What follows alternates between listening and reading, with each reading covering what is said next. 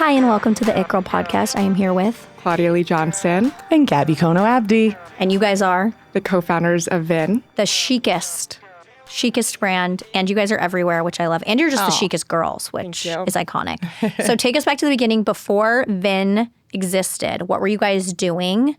Where were your lives at? And how did you know there was something missing in the market?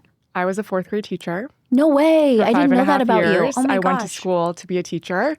That is what I wanted to be forever. And then COVID hit, and I was not as happy as I once was, became an assistant, and then I felt like I wasn't fulfilled creatively. And that's kind of what led to VIN. Oh, I love. Yeah. Well, that led to Claudia realizing that she wanted to do something different. Mm-hmm. I work in film. I work as a producer and actress, and I love telling stories. And whether I'm telling stories through throwing parties or through film or art or different platforms, I always like to find a way to bring history, people together, but history through storytelling, whether it's through a handbag or film. I love that. I feel like that's an important element of marketing is storytelling. I feel like you have to have a little bit of that in you to run a successful business. Definitely. Did you guys always know you wanted to do something together? No. How did that come about, you two as partners? Claudia and I have known each other since we're 5 years old. Aww. We weren't really good friends for quite some time. We had a bit of falling out like most girls do. And we rekindled this flame later on in life. There's that stigma around finding your people later in your 20s. That was us. And we kind of... You're different people. Completely. At that time. Mm-hmm. And you live life and you go through different experiences and you come back stronger as an individual and then as a unit. So we didn't have each other in our lives for so much time. For much of our adulthood, actually. Mm-hmm. And I always say, you never know if that one person that you had a falling out with might be your business partner. So and your best friend. And what made you want to do it, both of you, not solo? Why did you both come to the decision of, you know what, I want to do this with a partner. I don't want to do this on my own? I think starting a business is very scary. I think there's a lot of unknowns. For me personally, I don't have a background in business, and I just knew that I wanted to create. That's something that makes me feel really happy. And Gabby and I had spoken about so many different ideas that we had, and then we kind of found middle ground. We both love vintage. I really wanted to start something with handbags because I felt like there was a gap in the market there. And I have a handbag addiction. Yes. Me too. And I felt like there was something missing, when you would style people, you were like, there's not that middle tier, funky conversation starting handbag. And I do have a history in business and a background in business. And I've done it before by myself. And it's not as fun. Collaborating with other people is so much more thought-provoking and interesting because Claudia and I are so different.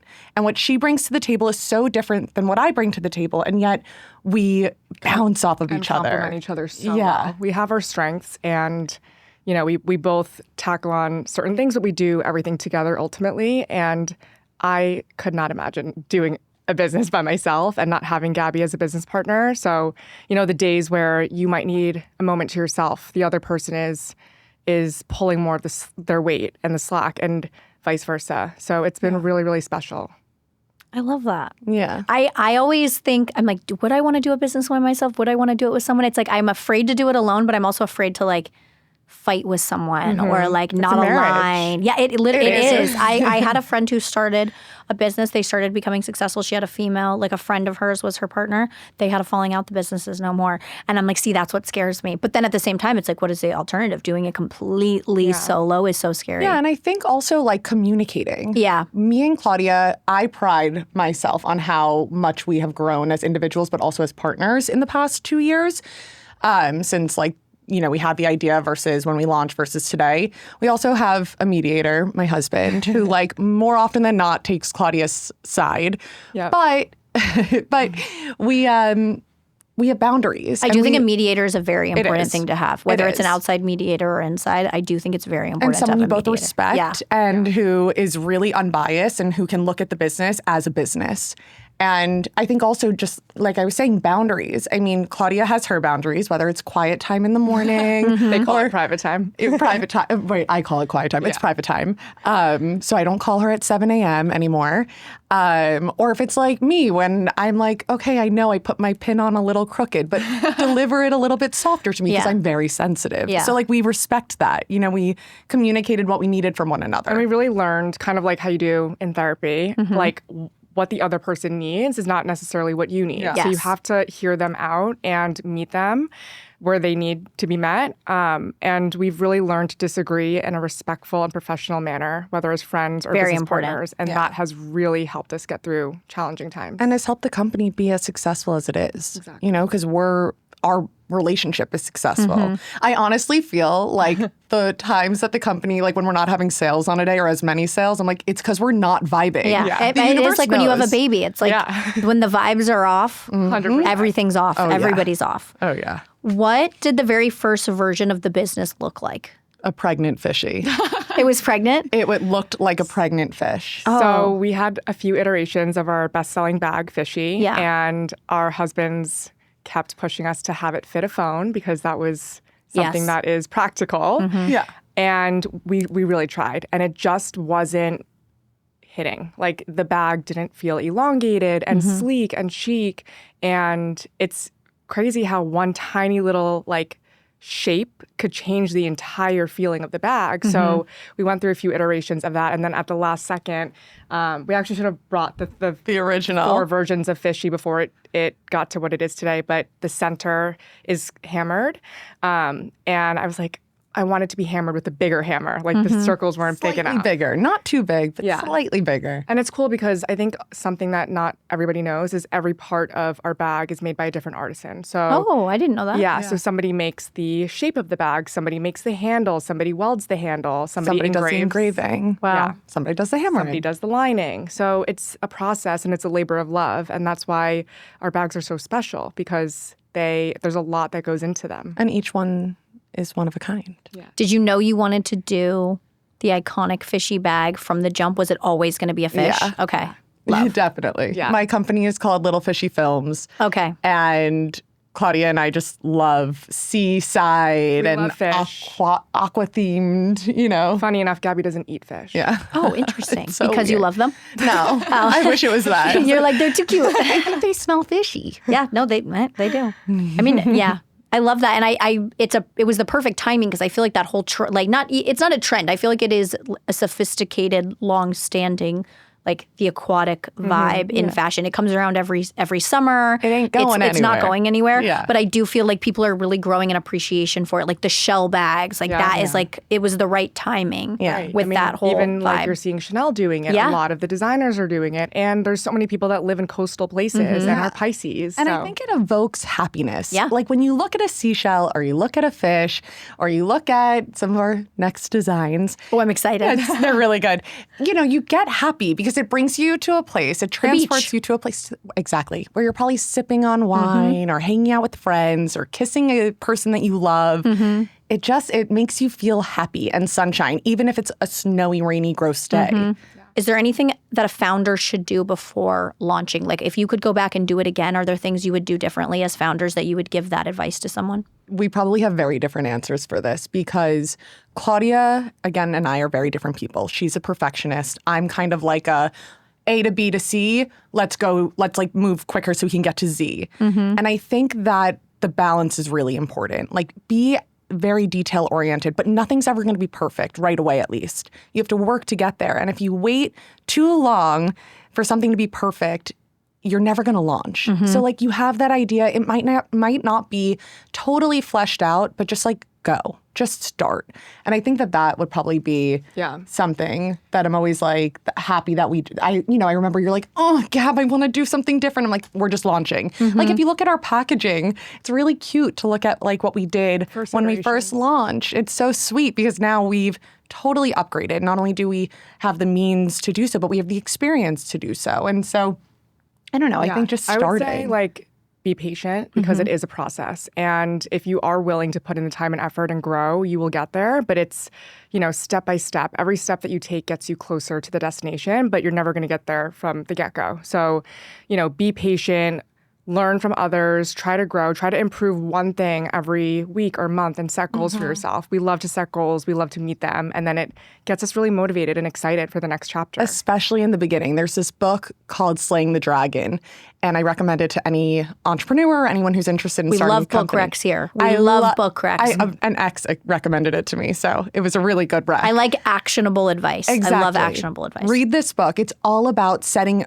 goals that are reachable and quick. So if you're a runner, like set a goal that you can reach that amount of distance in that amount of time, and then great, you can go and set a larger goal. And we've been doing that with Vin since the beginning. What do you think was your key to your fast growth and to getting into retailers, or e-com? Are you in any retailers or just e-com? We are in retailers around the world and small boutiques. Okay, amazing. Yeah. And what do you think?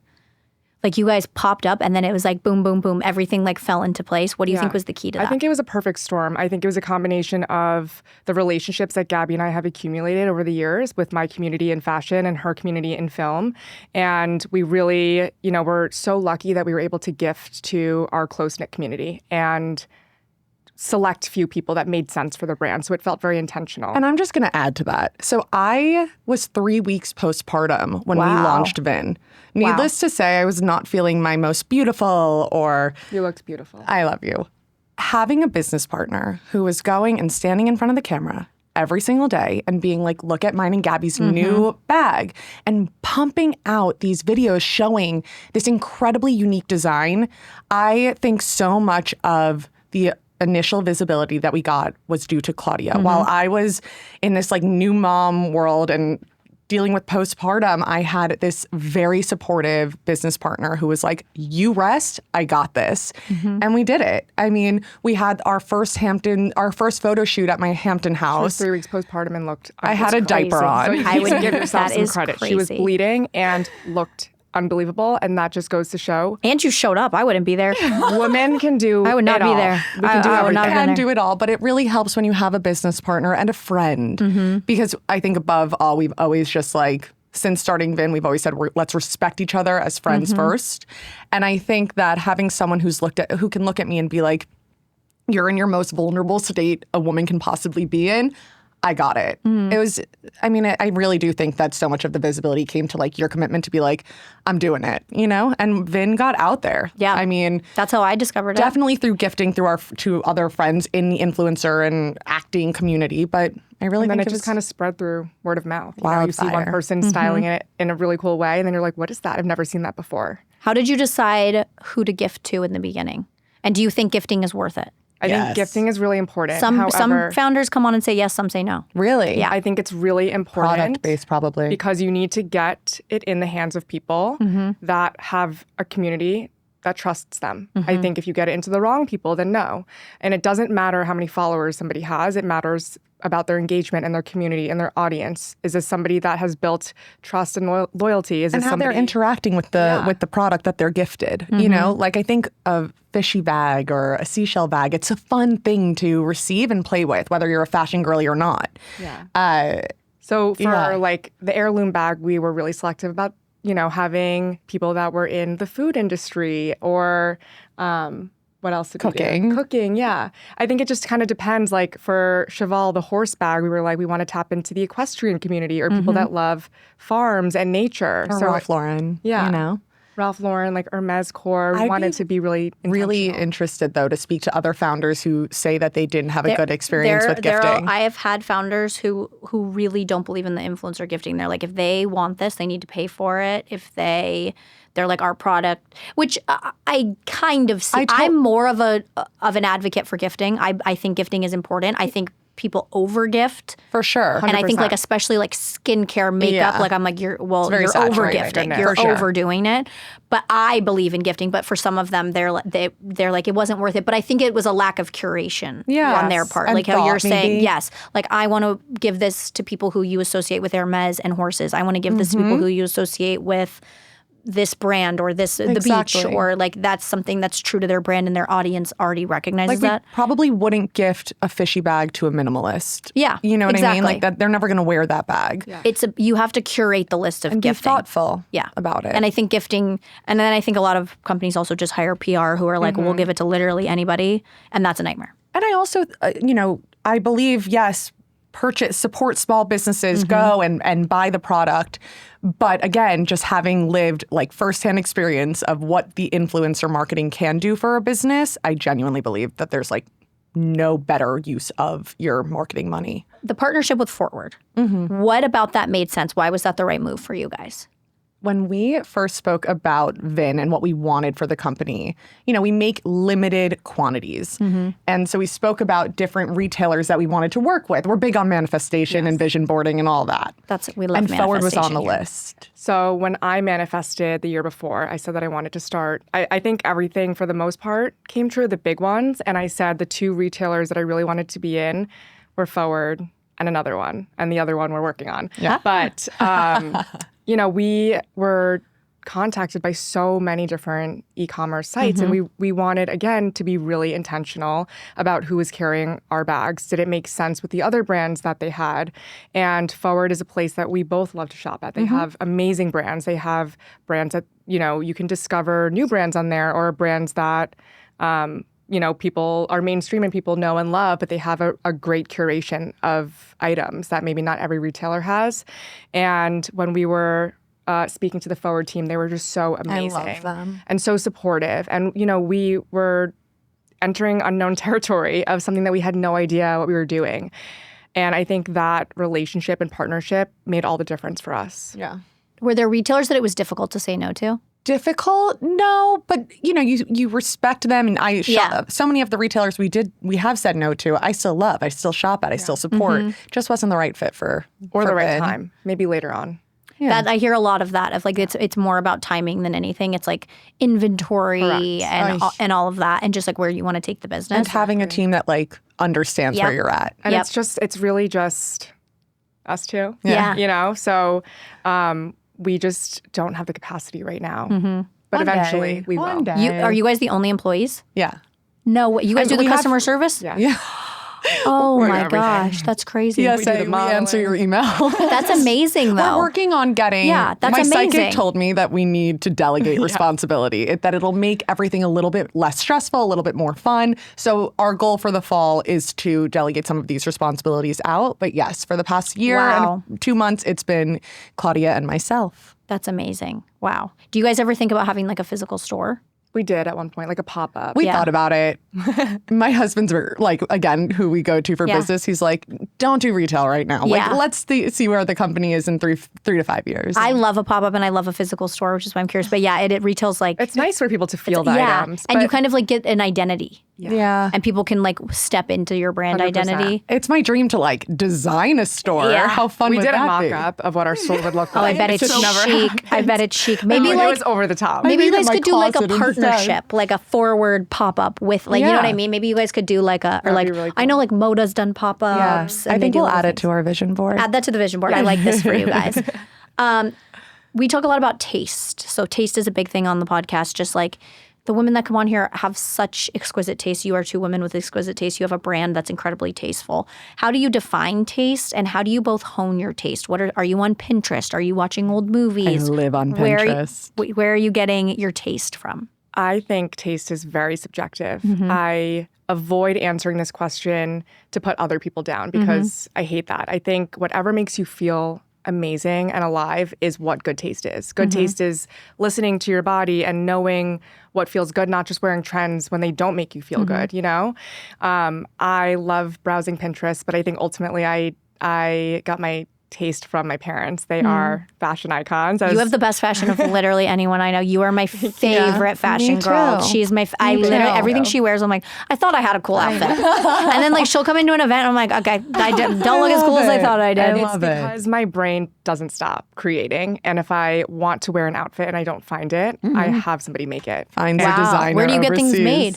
I work with different designers around the world. Yeah, I just wore a really cool set yesterday that you would have loved. It's from this independent designer, Lion Bush, and he didn't have a website until now, and it's a really cool it's so look. good. And you just DM them and you're like, I need you to, oh, wow. I'm like, That's can a you make sick, this? I have an idea. And they're like, sure. wait, that's a sick piece of advice. So the beneficiary of that because we just had one of my other best friends' wedding in the south of France, and the attire was all black, and that could get lost real quick. She designed me I will send it to you. It was beyond. It was beyond. I wish I had like, this kind of talent. It had beads and feathers and halter and push-up bra. Oh my gosh, I want you to design me. Maybe you could design me something for the reunion. Yeah. Definitely. Oh my God, how long does it take? Depends who we work with. Do it. This is going to happen because I wore my reunion dress last year and I loved it. You looked gorgeous. Thank by you. the way. I loved it. See. But it was like I was like, you can just order that. Like it was a $250 dress. It wasn't like a phenomenal, amazing, one of a kind. Stick always. with Cloudy. Yes. Okay. And I love the idea of supporting independent designers. I love that. But you come up with the designs?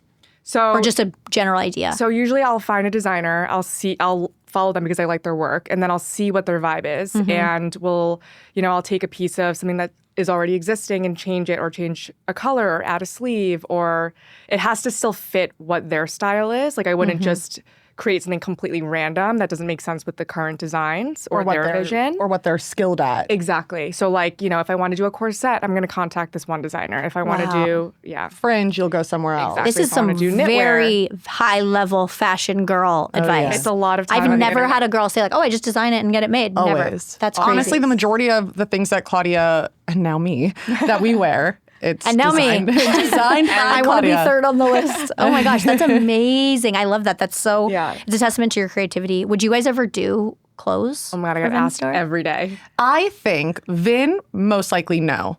I envision Claudia one day, yes. I could see you like a beautiful jacket brand or like. I love that. I love fitted. Like Mugler. Yeah, situation. like even if it's like not like an outerwear jacket, like a satin jacket or like this. Yes, like you do like a Definitely. jean with like a dressing. This is exactly what I'm perfect. She really does. You really do excel though with black tie gowns. Oh, Yes, and like gowns. that's really. I'm very extra. That like Cher outfit you had. Oh, that was not custom. They had that. Sick. It's this Sick. company Farda from Istanbul, and they hand beaded that entire thing. Wow. It was encrusted. And it was very heavy. I Try love the dancing with idea her. too, and it goes back to your brand as well. I love that you guys you're like, we use artisans, we outsource to you go all around the world instead of keeping a closed mind, which I think there's a testament so many to taste. talented people around the world. If you just open your eyes, you'll see them. You And know? also so many cool fabrics and different things you can use to create and think outside the box. And I think that's, by the way, going back to your question, I think that's where taste comes from. It's like opening your eyes and yes, being on Pinterest, but like also going down an Etsy hole of Etsy, I'm finally reaching the fashion girl Etsy pipeline. I'm finally like, wait, Etsy furniture, stuff. sick. Oh my gosh. Clothes. Furniture has been my sick. thing. But And it's good prices. Yeah, Good but prices. Etsy vintage, oh my God. Like I told you this morning, last night, couldn't sleep, 1920s, 1960s, 1970s. I was like, I want it all. Yeah. My husband's going to think that I just like went into a time machine and came back. Do you either of you sew? No, but that is something that I really actively That's on want my to learn. that Should we is take on a my class together? Yes, Okay, please. Okay, I'm very into hobbies these days, and I really want to take. We can I'm make like, our own why things. can't I I should it. know how to deconstruct this and do something with it. You guys do that. I'm going to do, on my vision board, it was a makeup class and what was the other one? It was a makeup class and a pottery class. I just did 8 weeks of pottery. Changed my you? life. Changed my life. Best thing I've ever done. Really? I will do it I'm for the dead. rest of my life. Oh, I want to build something I talk and about hug it all the Have time. you seen those videos No. where people hug them? I'll But send I it love to you. that. Yeah. It is the most therapeutic. It is the most. It's hard. I don't think I'd be very good at it, but I want to take I'm a not class. good at it either. I only know how to make bowls. I can't It make is anything very that's not hard. a bowl. I want to try. Underratedly hard. I try to make a try. teacup. It turns out a bowl. Try to make a cup. It's a bowl. Try to make a plate. It was a bowl. bowl. Everything I make is a bowl. Literally, I made one and somebody DM'd me and they go, "Is this a bowl for peas?" I was like, "It's now a jewelry tray because I accidentally made it this big." I love it. It's hard to know the scale of and you lose I play watch as you're videos. going, and then all of a sudden you're like, "Oh, this That's is my version of ASMR, this by is the this way. big." Yeah, it's honestly, I think it is so good for your mental health. I think it is so good for your thought process. I advocate for everybody to do pottery. It's so nice to work try. with your hands, and we don't get to do that. So I love that. And it literally, like, it made me better at everything because I was like, I'm doing something where I check out and then I check back in. Yeah. And that's so important. How do you know when something is on brand or just popular and trendy? How do you guys decide? We really don't do trends. No. I think we're not like, this is the season. It's kind of like, in 20 years, I guarantee you people will still be wearing the Vin Fishy bag. Like, I don't think we create and design bags according to what we're seeing people wearing right now, but it's more of like walking through little shops in Provence and being like, oh my God, did you see that like mermaid? How cool would it be? To, you know, like you think as you see different things that inspire you.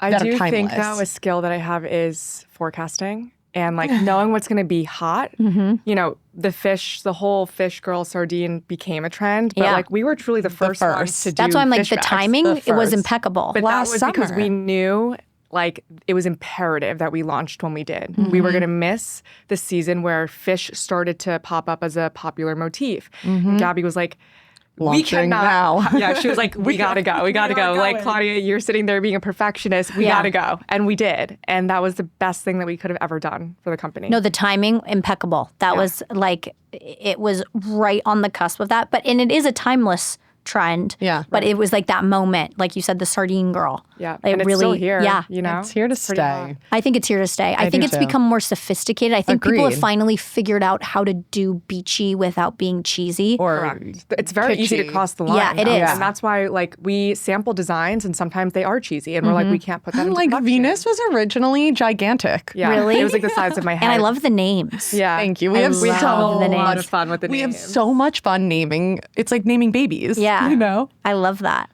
Do you have any shapes you can tease? I would say you couldn't Think about it first. Yeah, think about it for a second. Don't just say it because you might spoil it. It's obvious, but we'll give it to you. Okay. if you just take a walk outside and look up Okay. in the sky. I like it. So And that's all we're leaving you with. I was going to guess, and then I was like, I'm not going to guess. We'll keep it a secret. We'll keep it a secret. If someone wants to start their own brand, where should they spend the most time? For me, I would say understanding and deciding what you're most passionate about. Gabby and I talk about so many other ideas that we have for other brands, and it's things that we feel like there's a gap in the market, there's a void. It's really fixing something that somebody could benefit from. And I think a question that you should ask yourself if you're looking to start is, how is this going to make somebody's life better?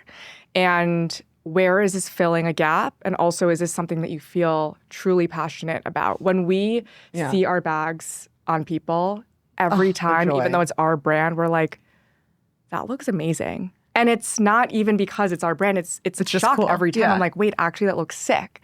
And I'm like, wait, that's our brand. I also think they love it so much, you know? I think that that is the most important part. If you want to start a company, just make sure you love what you're doing and love what you're selling, because we spend what, 12 hours a day working, breathing, talking. I mean, I can't believe you guys are the only employees. That I is wake crazy. up talking about Vin and I go to sleep talking about Vin. And if she is in quiet or private time, I'm talking to myself. I mean, it's literally just, it's a 24/8, as Claudia says. It is. I say we work 24/8. It's nonstop. So just love it, you know, because it becomes your life. What's the biggest mistake you think first-time founders make? Or is there something that you've learned that if you guys do start another business, you're like, this is a mistake we will not make twice? I don't know about a mistake, but I feel like we learned so much, like just little things that we had no idea, taxes and... Yeah. I mean, but I think that so many people are going to sell you on different things, especially if you hit it on the nose with the product or the company or the app, whatever it may be. So people will try and like sell you on what they can do to make your job better and your company stronger and larger and this and that. In terms of like acquiring it, investing in it, putting in a retailer. Just like things that, across the like board. tools, for example. Like so people coming to you and offering a service. got it. offering a service. And This is good advice. yeah. And I think be weary. You would be really surprised of how much you can do on your own. And ChatGPT is our best friend. When we are implementing a new app into Shopify, Chat is walking me step by step by step. And there's so many people that you can ask for advice without giving them a crazy check. Yeah. And I think we learned that. We made a few mistakes early on, and suddenly we were like, Of everybody okay, trying to come get a piece. yeah, come get a piece and ask for this and ask for that. And I think just you could do more than you think. I've experienced that, and I don't even have a physical product, and I've been like, wow, everybody tries to get a piece. Everybody wants like a little bite of it, or like, 100%. Oh, I'll give you money for this and then tie into this, or like, I want to be in this. Like, people just find a way. The hands come out all of a sudden. Once you see some success, all of a sudden everybody's hand is out, and you're like, wait. You have to protect it like protecting a baby. Yeah. You know? And so I think we are now very protective over Vin, and that is why it's just us two, and we have a close group of people around us that work with us on month-to-month basis, but those people, they come in like family, you know? And you guys are doing all your own social? We have a great social girl who we love that. Love that. I was like, this is crazy. We need to get, I'm going to start working for you guys. We need to get you an employee immediately. Was there any one decision that you feel like really changed the trajectory of Vin? Probably to rerun SKUs.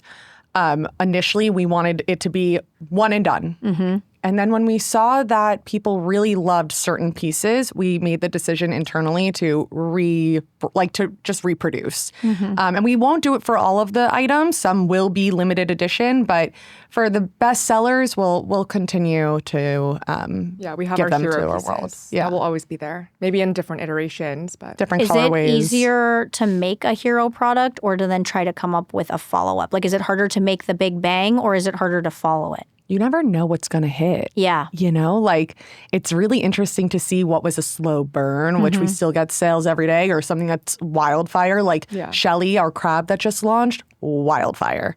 Whereas like Cheval, our horse, every week we get a few sales, we get people engaged, but it's a slower burn. Yeah. I like that. And I like the idea of exercising. Like, okay, this wasn't our initial intention. These were supposed to be limited, but it's like if people want it, give it to them. Yeah. Like listening to Don't be community. Stubborn and be willing to pivot with what the audience wants, and don't be like, oh, well, they were limited. It's like you're missing an opportunity. And I feel like, too, if you guys were just shelling out different shaped bags all the time and you didn't have those basis products, it's hard to like understand the brand. Yeah. It's hard to understand the identity when it's like, oh, well, it's changing all the time. Definitely. They were a fishy bag, and now it's like, now everything's horses. Yeah, no, definitely. How do you stay confident at times where maybe a launch didn't go as planned, or you set a goal that you didn't reach? How do you stay committed to the brand? I think this goes back to having a good business partner. I was just going to say that. We pick each other up when we need it the most. Mm-hmm. Like, Truly. I have days where I'm just like... When we are at our absolute lowest, we try not to do it on the same day. No, it's never on the same day. We take turns. We take turns. I mean, I'm like that with my best friend. Like, we never crash out. I'm like, you can't be crashing out about a guy because I'm crashing out about a guy. So you better get it together and you can have tomorrow. Exactly. You each have to have your moment. And Gabby is genuinely the most positive, supportive best friend and business partner. And anytime I'm doubting myself, even in just my own career with content or personal life, she is the one that I call. And she has the best advice. And I think... you're a lot warmer than I am. I was probably a cheerleader in my past life. I'm a hype girl. Yeah, you are a hype girl for sure. Have you guys ever fundamentally disagreed on like a really big decision? And how did you come to a conclusion? We will hear each other out, and then we will usually list out pros and cons. We'll see how important it is to the other person if it's a decision that they really are pushing for. And I think we're both, again, really good at taking turns on, and just, what's the word that I'm thinking of? Compromise? Compromising, exactly. Like sometimes it's, Gabby doesn't ask for a lot, but this will mean a lot to her. Mm-hmm. And I might not agree with it, but I'm like, it's important that we do this.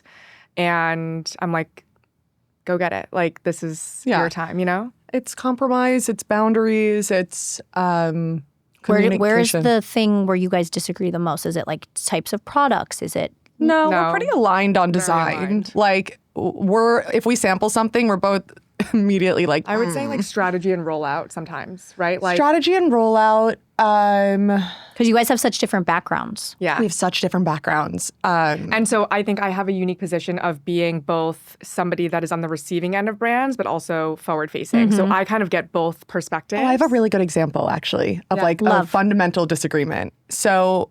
a lot of times you produce something and it doesn't turn out how you want it. So we wanted to make tassel matchbox holders. Mm-hmm. They did not end up being matchbox holders. They didn't stay shut. There was no striker for the matches. It was really, really upsetting. And I had spent so many months. So many hours. Oh my God. So they come and I call her Cloudy. So Claudia's like, Gab, scratch it. Like, we'll use them at a FWRD dinner and put like the name cards on it. I was like, but I think they're still really cool. Yeah. Like I think they're chic, and I'm in my home decor era right now. And I was like, it could be like a cute little trinket, Like, and this is where my perfectionism comes in, where I was like, okay, well, if you were to think realistically, if somebody puts that in their bag and has pills in it or something that's small and it opens and everything comes out, people are going to be emailing us, and who's going to handle it? Us. So I said, we just tell them it doesn't stay shut. We put it on the website, and she's like, okay, but how many times do people not read our website? I mean, how many times have we said fishy does not fit an iPhone, And so things like that. And then I was like, please, can we just try? And listen, if it fails and if we get 1 million customer service emails, I will handle every single one. And you can say, I told you so for the rest of our lives. You could have it like put on my gravestone. And we launched, and it sold out in a day. And also Gabby then got, just from hearing, I like to play devil's advocate because I really like to weigh out every option for us to make the most sound decision. And she then got a little bit insecure, was like, well, I don't want to, then we shouldn't launch it. And I was like, no, I'm not saying not to. I want us to talk through the possibility of people not liking it.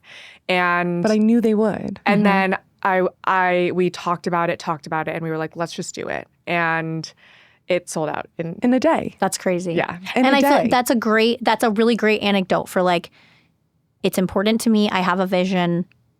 Okay, it might not work, but it's worth trying. It's a risk that's worth taking to one of us. So it should be a risk worth taking to both of us. And it worked out in the end. And if it didn't, but I think that was a really good example. Yeah. And I said, Gabby, you were right. Oh, that was the best. I love said, that. Gabby, you're right. Best. Like when Cloudy says like, Gab, you're right, or Gab, that's a great outfit, or like, oh my God, I love that vintage find. It like does a little thing to my heart, And I feel like that's what being like partners in a business is like. And you know what? Not everything is a success. And that's the reality of having a business. Some things don't work. And sometimes you think at least in my experience, I'm like, I thought something was going to be a really big success that wasn't. Yeah. And it's like, whatever. You learn, 100%. you go to the next thing, something else will be. Yeah. It's not, as long as you're not doing anything that's like make or break to the entire business. And I love that they sold out immediately. That's awesome. And they're really cute. We'll send you one. I want one. I definitely want one. We made more just for gifting now. I'm excited. Because they sold out so quickly, I couldn't keep up. What part of entrepreneurship is nothing like people imagine? I would assume the hours. Yeah. The hours. I mean, there's no, even on vacations, we're answering emails, we're handling things. There's really no time off. I will say that we're trying to be better at work-life balance and taking a second to be like Gabby reminds me, Claudia, it's a Saturday. I'm with my family. It does not need to happen right now. And it's true. We're not. That was a recent boundary. That was like a June boundary that I was like Saturdays and Sundays. We were getting burnt out. Yeah, of course. And about another boundary that Gabby and I set is if the other person wants to work on a weekend, do it, but don't drag the other person into it. Exactly. If they're not wanting to, then if that's your choice. Or 5 a.m., right? Like I'm up. My baby is up. So if he's up, I'm up, and I'm usually with my computer answering emails so that then Cloudy gets to wake up, and I'm like, and she'll wait for me to wake up and not just send me like a massive text to wake up to. Because then at one point we hate were when people doing do that to me. It's I did that to Gabby at one point. When? I mean, it happens. I've done it to my manager a million times. Yeah. I was in LA. But like waking up and you look at your phone, you're like, oh it's too my much. God. It's like your cortisol levels rise, and it's not nice. It's not a good way to start. But it does. I mean, it's inevitable. I've definitely texted my manager and been like, it's 10 p.m. You're going to wake up to this, but I got things I got to say. Yeah, but also acknowledging it. Like we'll write it down in a note, and then we'll share it when it's an appropriate time. Or you could schedule your text now. You can? Yes. It goes. I'm going to disrupt you at noon instead. I love that. No, you could send later. So if I'm up at 5, but I know Claudia's not going to be up at 5. Yeah. I'm going to schedule it for 8:30, like really let her have her smart. coffee, and I already got it out of my head because I can't remember anything for more than 5 minutes. So, schedule later. I love it. Okay, where is Vin headed? What do you guys see for the next 5-10 years? Just so many people wearing it. And I did get my first aha moment where I was at a party last weekend. My God, yeah. And my husband goes, that girl's carrying a Vin bag. And I looked over and I was like, there's no way. That was my first time because people always tell me I see it everywhere. I see it, all the time. I see it. I haven't had that This was my first time. And I introduced myself and she freaked out as well. She was so excited. And then another person was like, oh, I have one too. And then we all just talked about Vin. And it was a really cool, special moment. And my husband even was like, this, it was so cool to see a glimpse into your life, and this felt really worth it. So I think just like seeing, more people wearing it. We're designing some really cool stuff for next year. And is the hope for more retailers? Not necessarily. I think we still want to be selective because, again, we are such a small team, but... And we can hardly keep up with demand, I think like the timelessness of the brand. I said it earlier, but I really do believe that in 5, 10, 15 years from now, people will still be wearing their fishy. And it might have a really pretty patina and some more scratches because they are 100% brass and 100% handmade. I love that they're handmade and that there's a story to how they're made. I think that's so important. It's really special. And when you hold one, you'll hold one soon. When you hold it, you feel special. It's substantial. Yeah, it's brass. It is, yeah. It doesn't feel like we really didn't want it to be plasticky or, you can get everything on Amazon nowadays. And we really wanted this to feel like, wow, there's weight to it. Yeah. It's so beautiful. Thank you. Thank you. Okay. We're jumping to the end. I'm sad to see you girls go, but what is something you want to each speak into existence? I make everybody speak something into existence. It doesn't have to be business. It can be personal, but you have to say something. I thought about this and I forgot to come back to it. Again, I can't remember can't remember anything. Oh my God. So I got everything written down. Personal, professional. The last person I had on, she said she's trying to speak into existence a baby and getting into politics. Wow.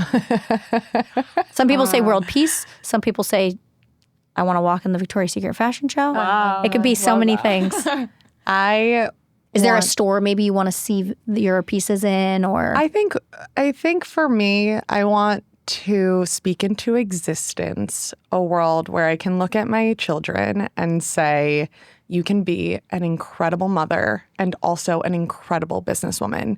I feel like you've already done that. I just want to keep doing it. I want to get better at it. There's so much mom guilt and there's so much business partner guilt that I just want to continue to be able to say neither part of my life suffered and I was able to show up for both. And as Vin gets bigger and my family will get bigger, all of these things, I want to speak that into existence, that I can do it all. That's a beautiful thing to speak into existence. I love that. Thank you. That is beautiful. I would say material-wise, I have 2, if that's okay. Yeah, go ahead. Material-wise, I would love to have a house nearby, Gabby. I would love a beautiful farm where my husband's growing vegetables and fruits. I have a cow, a goat, and a couple of chickens. Stella will obviously be there in her palace. Would love that, and just like a peaceful, fresh life. I would say the other thing that is maybe a little bit more abstract, like Gabby's, is growing up, I didn't have a lot of people that looked like me. And that is the main reason why I wanted to be a teacher, because I felt it was very important for students to look up to somebody and see representation.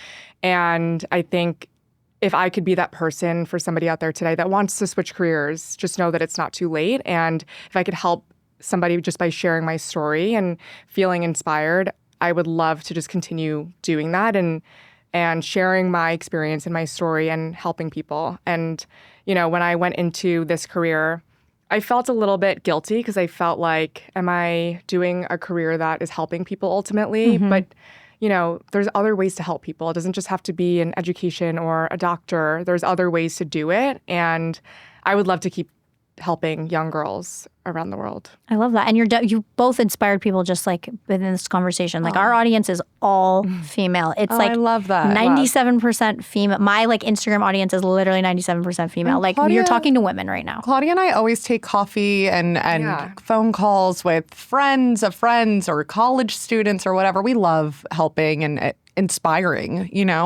I still kind of feel like I'm in my early 20s. I am not. But I'm like, oh my God, how cool would it be if I had a 30-something to inspire me? And also, Claudia, can I just add to can I speak something into existence for you? Do you know what it's going to be? Her shoulder Birkin. She has. Oh, I thought you were going to say a baby. No, my God, that's a different much subject. more important. A Birkin. A shoulder Birkin in more about- palladium hardware and gold leather. Ooh, that's a good one. Okay, if you get it, you better tag Literally. it, girl, and say, I spoke it into existence and I Hermes got gods. it. Yes. Literally. Okay, Hermes gods. We need to Please. get. I would like a Birkin as well while you're listening. If you're listening, I would also like a love it. Birkin. I'll And I'm going to take speak one. into existence lots of employees for you both. Thank you.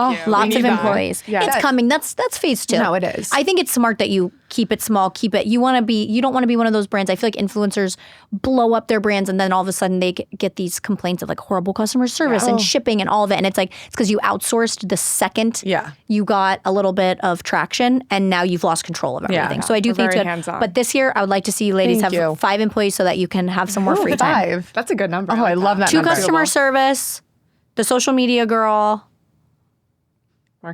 marketing, Ads. There you go. We just picked all 5 employees. Boom. 3PL. That's number 6. And the very, very last question. Who do you think, both of you individually, who do you think is the ultimate it girl and why does she inspire you?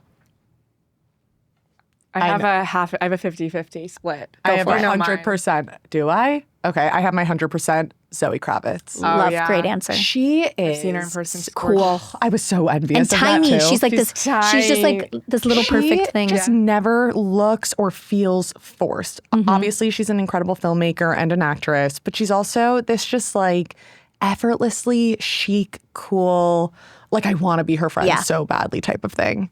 I'm willing that into existence. Yeah. You're friends with Zoe Kravitz. Yeah. I see Zoe Kravitz wearing Vin in 2 my seconds. God. She would Oh love. my God. She would love.